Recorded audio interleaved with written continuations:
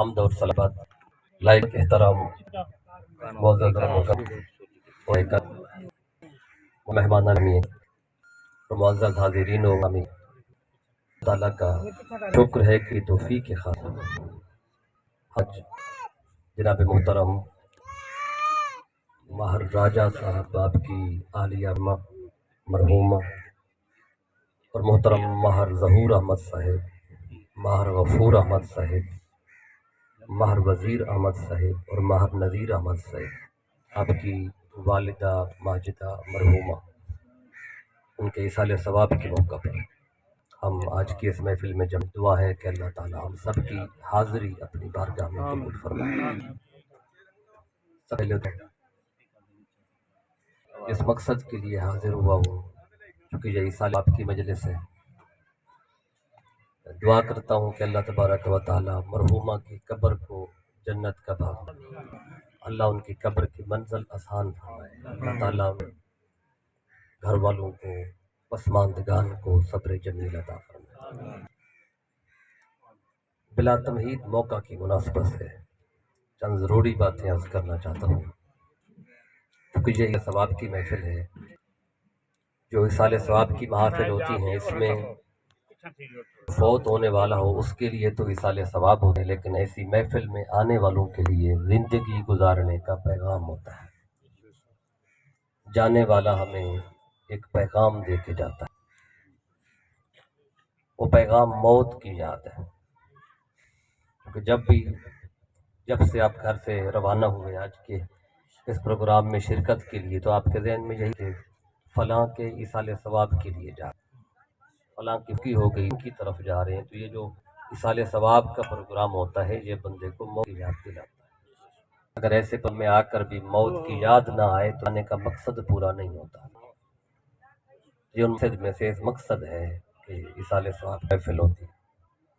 آج میں دو باتیں عرض کروں، پہلے اس پہ ڈیٹیل میں نہیں جاؤں گا، وہ ایصال ثواب کے حوالے سے ہے، اور دوسری بات جو آیت آپ کے سامنے پڑھی ہے سورہ ملک کی آیت نمبر 2 اس حوالے سے۔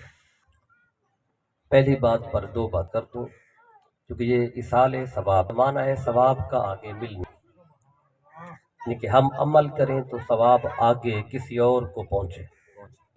یہ قرآن و سنت سے سکتا ہے، ہم یہ نیکی کریں، قرآن پڑھیں، ذکر کریں، نعت پڑھیں، کتاب ہو، درود پاک پڑھا جائے، کوئی بھی کی جائے تو اس کا ثواب مرحوم کو بھیجنا ہے، یہ ثواب آگے جا کے پہنچ جاتا ہے۔ اس کا لفظ کا معنی ہے ایصال ثواب، ثواب کا آگے ملنا۔ تو اس پر قرآن کی آیتیں بھی موجود ہیں جو اس تصور کو واضح ہیں، اور آقا کے فرامین بھی موجود ہیں۔ ان سب میں سے میں صرف ایک یا دو باتیں آغاز میں اس حوالے سے تاکہ ایصال کا جو معنی ہے اس کے تناظر میں یہ بات بھی میں آپ تک پہنچا دوں۔ ہم یہاں پر کہ ذکر کریں یہ ثواب آگے پہنچے گا، لیکن یہ ذہن رکھیں کہ یہ ثواب تو آگے پہنچے گا، ہمارے کھاتے میں کیا رہے گا؟ ہمارے نامہ اعمال بھی وہ ثواب دیتا ہے، اللہ تعالیٰ وہ اب آگے بھی بھیج دیتا ہے، کیونکہ اللہ کے خزانے میں کمی نہیں ہے، وہ اجر میں کمی نہیں ہے۔ اس پر ایک حدیث پاک کوٹ کر دیتا ہوں کہ ہمارے بھی اعمال نامہ میں وہ اجر قائم رہے اور آگے بھی چلا جائے۔ اب دیکھیں نا، آپ کے جیب میں 100 روپیہ ہے تو اگر آپ کسی کو دیں گے تو اس پاس جائے گا نا، آپ کی جیب میں تو نہیں رہے گا۔ اور اگر کوئی بندہ یہ کہے کسی کو 100 دو گے تو اس کے پاس بھی جائے گا، آپ کی جیب میں بھی رہے گا، آپ تو جیب چیک کریں گے بھی میری جیب میں تو نہیں، وہ تو چلا گیا۔ تو یہ جو ثواب کا معاملہ ہوتا ہے یہ اس طرح نہیں ہوتا جیسے یہ دنیا کا معاملہ ہے، ثواب آگے بھی جائے گا اور آپ کے پاس بھی رہے گا۔ اس پر ایک حدیث پاک کوٹ کر دیتا ہوں، چونکہ سادہ سی بات، سادہ اس میں حدیث پاک کا مفہوم ہے۔ میرے آقا نے اذان کی بات کی، چونکہ اذان ہر مسجد میں دی جاتی ہے، آپ میں سے کافی بیٹھے ہوں گے جو اذان دینے والے ہوں گے، تو کسی نہ کسی ٹائم آپ نے اذان دی ہوگی۔ تو آقا فرماتے ہیں جو بندہ اذان دیتا ہے اور اس کی اذان کو سن کر جو نماز پڑھنے کے لیے مسجد میں لوگ آ جاتے ہیں، 10 بندے آ جائیں، 100 آ جائیں، 500 آ جتنے آ جائیں، تو آقا فرماتے ہیں جو بندہ اس کی اذان کو سننے کے بعد مسجد میں آیا نماز پڑھنے، ہر ایک بندے نے نماز اپنی پڑھی، فرض اپنا ادا کیا، لیکن ہوتا کیا ہے، میں فالہ اجر مثل من صلی، کہ جو بندہ بھی یہاں نماز پڑھتا ہے ہر ایک کی نماز کا جو ثواب ہے اس بندے کو بھی ملتا ہے، وہ سارا ثواب جمع کر کے اللہ تعالیٰ اذان دینے والے کے کھاتے میں بھی ڈال دیتا ہے۔ یعنی جس نے اذان دی ہے وہ سارے نمازیوں کی نماز کا ثواب لے جاتا ہے، جب لے جاتا ہے تو پھر نمازیوں کے کھاتے میں کوئی نہیں رہا، فرمایا نہیں، نمازیوں کے کھاتے میں بھی رہا اور اس کے کھاتے میں بھی گیا۔ یہ ہے کہ ادھر بھی اجر رہا ادھر بھی اجر چلا گیا، تو یہ ایسا ممکن ہے اور ایسا ہوتا ہے۔ اب یہ میں نے ایک حدیث آپ پہنچائیے کہ ہم یہاں عمل کریں، نیکی کریں، تو جو اجر ہمارے حصے میں آئے گا وہ آگے بھی جائے گا، پھر ہمارے حصے میں بھی رہے گا۔ پھر ہم نیکی کریں، جہاں پہ قرآن پڑھیں، فاتحہ پڑھیں، کیونکہ جہاں پہ فوتگی ہو جائے تو سارے آپ جمع ہوتے ہیں اور فاتحہ پڑھی جاتی ہے۔ فاتحہ کا معنی ہوتا ہے الحمدللہ رب العالمین، یہ پوری سورت پڑھنا، اس کو کہتے ہیں یعنی سورہ فاتحہ پڑھنا۔ سورہ فاتحہ آپ نے بھی پڑھی، ابھی دعا ہوگی آخر میں پھر بھی پڑھیں گے۔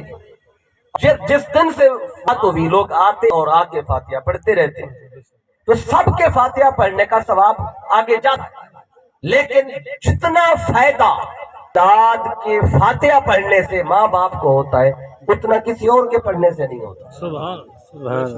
یعنی مرحومہ کے 4 بیٹے ہیں، اگر ان میں سے کوئی فاتحہ پڑھے گا، بیٹی ہو یا بیٹا ہو، اس کا ثواب بہت زیادہ ہے۔ اگر ہم سارے مل کے پڑھیں ہو سکتا ہے ہم سب کے ملنے کا اتنا اجر نہ جائے جتنا ایک بیٹے کے پڑھنے کا جاتا ہے۔ اس پر ایک حدیث پاک کوٹ کروں، لوگ بعض دفعہ کیا کرتے ہیں، وہ خود نہیں پڑھتے، وہ باقی طلباء کو، مدرسے کے اساتذہ کو، سب کو ہائر کر لے، ان کو خرچہ بھی دے دیا سارا کچھ، اور انہوں نے کہا ہم نے 5 10 20 جتنے ختم پڑھ دیے، اس کا ثواب جائے، لیکن اگر یہ خود آدھا گھنٹہ بیٹھ کے پڑھ لیتا اس کا ثواب سب سے زیادہ ہو جاتا۔ لیکن ہم کہتے کہ ہم خود نہ پڑھیں، اپنے پڑھنے سے زیادہ پیدا ہوگا۔ اب اس پر ایک بات کوٹ کرتا ہوں، اس حدیث کو چونکہ یہ کافی دوستوں کے لیے نئی بات ہوگی تو اس کا حوالہ پہلے سن لیں۔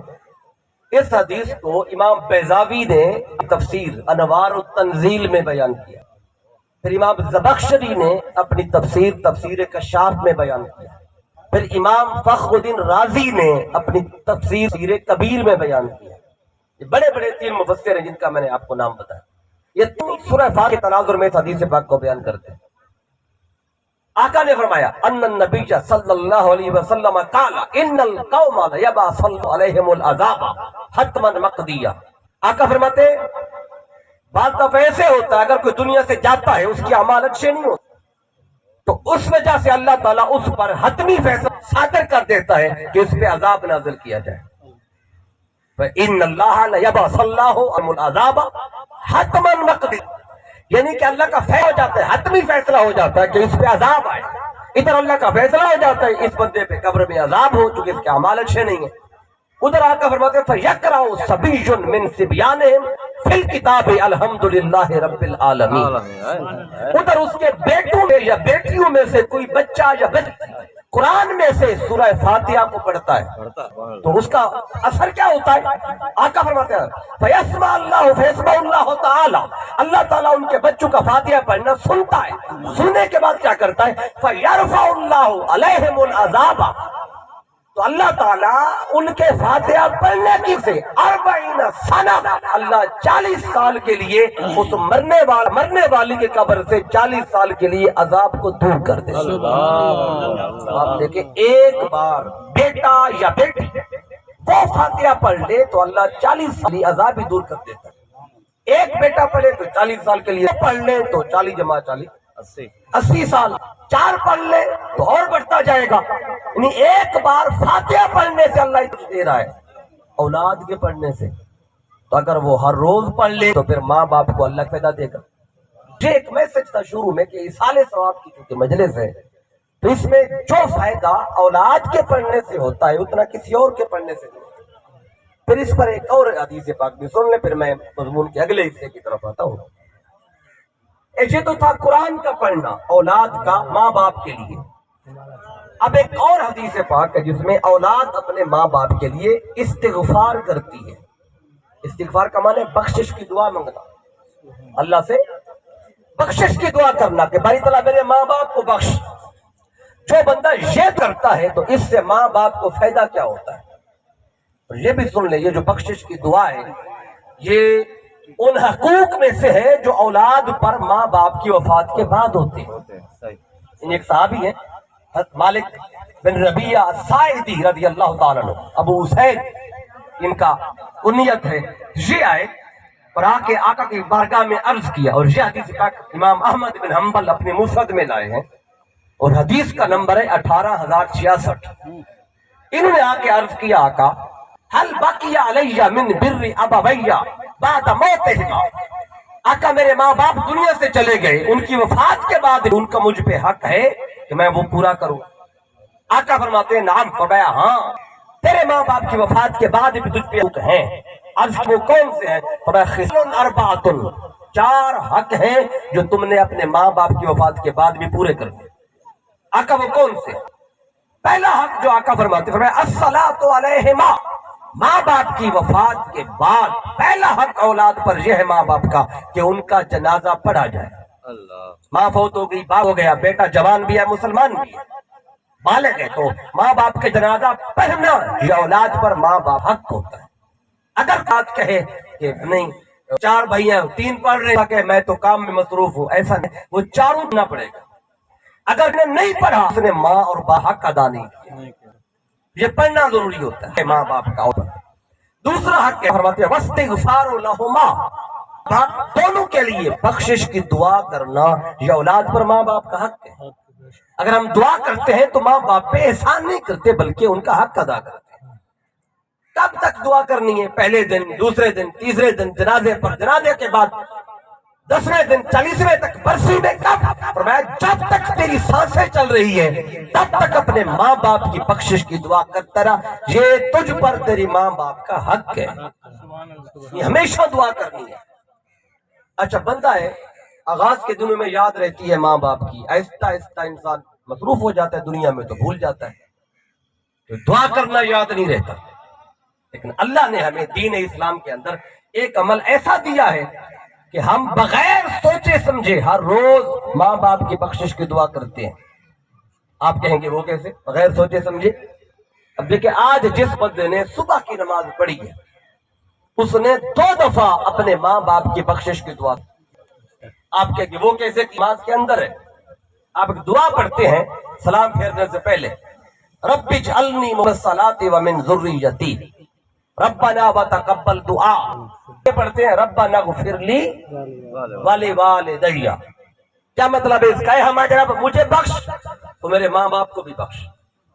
یعنی آپ نے ماں اور باپ دونوں کی بخشش نماز کے اندر مانگی ہے، یہ استغفار ہے. تو یہ ماں باپ کا حق ہے ان کی وفات کے بعد ان کی استغفار ان کے لیے کیا جائے. تو جو بندہ اللہ کا فرض یعنی نماز ادا کرتا ہے، 5 وقت کی اگر بندہ نماز پڑھ لے تو دن میں کم و بیش 15 سے 20 بار وہ ماں باپ کی بخشش کی دعا کرتا ہے. یعنی فجر پڑھے گا 2 بار دعا مانگے گا، زور پڑھے گا 4 بار پھر کرے گا، عصر پڑھے گا 1 بار کم از کم پھر مانگے گا، مغرب پڑھے گا 3 بار پھر مانگے گا، عشاء پڑھے گا 6-7 بار پھر مانگے گا. تو کم از کم 15 سے 20 بار جو بندہ 5 نمازیں پڑھ لے وہ ماں باپ کی بخشش کی دعا کرتا ہے. تو کتنا اللہ نے دین میں آسانی رکھ دی ہے کہ ادھر اللہ کا فرض ادا ہوتا ہے ادھر ماں باپ کا حق ادا ہوتا ہے. نہیں فرض اللہ کا ادا ہو رہا ہے، حق ماں باپ کا اس میں اللہ نے رکھ دیا. تو استغفار کرنا یہ ماں باپ کا حق ہے. اس پر ایک حدیث سنانی ہے، پھر میں اگلے حصے کی طرف بات کو لاتا ہوں. وہ حدیث کیا ہے؟ جب ایک دفعہ بیٹا اپنے ماں باپ کے لیے، ماں کے لیے استغفار کرتا ہے تو اس کو فائدہ کتنا ہوتا ہے. فاتحہ کا تو بتا دیا، ایک بار فاتحہ پڑھیں کہ 40 سال کے لیے عذاب دور، اگر وہ عذاب کے مستحق ہوئے. اگر عذاب کے مستحق نہیں کہ ان کے اعمال اچھے تھے تو ان کی کوئی اعمال میں برائیاں نہیں تو پھر فاتحہ پڑھو گے ان کے درجے بلند ہوں. اب استغفار کرنے سے کیا ہوتا ہے؟ اب یہ بھی حدیث سے صحیح ہے، میرے آقا صلی اللہ علیہ وسلم سے ابو ہریرہ رضی اللہ عنہ روایت کرتے ہیں. آقا فرماتے ہیں کہ ان اللہ لا یرفع درجۃ للعبد الصالح، اللہ تعالیٰ قبر کے اندر بندہ مومن کا اچانک ایک درجہ اونچا کرتا ہے. درجہ اونچا ہوتا ہے.